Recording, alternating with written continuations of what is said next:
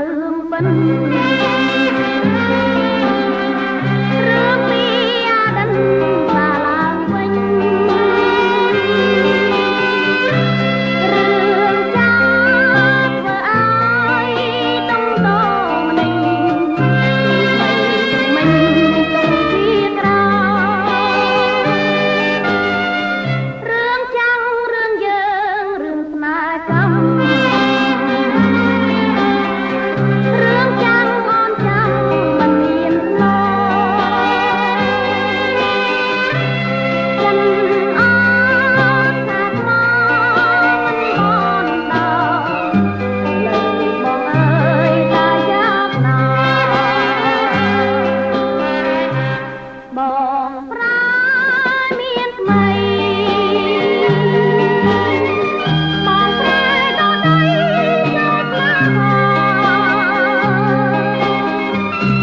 ទៀមមកទាំងនំពេញអារម្មណ៍សាណាំពេលនេះបងវើមករកអូក៏ឡើងក្រពំទុកសាក្រាំងបងអើយអូនសែនហើយសែនខ្មាំងអូនតូនវាជាងពីស្នេ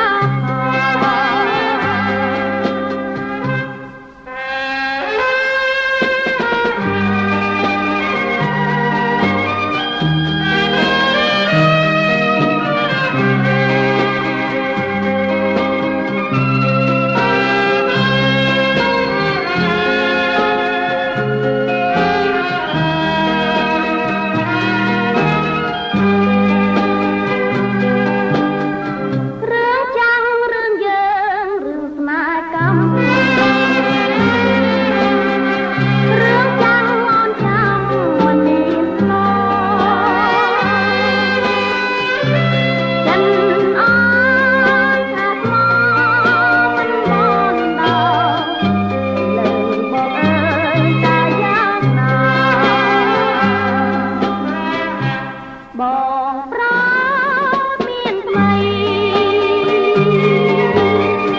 បងប្រែដល់ដីយកណាទៀមមកទាំងនំពេញអារម្មណ៍សាណាំ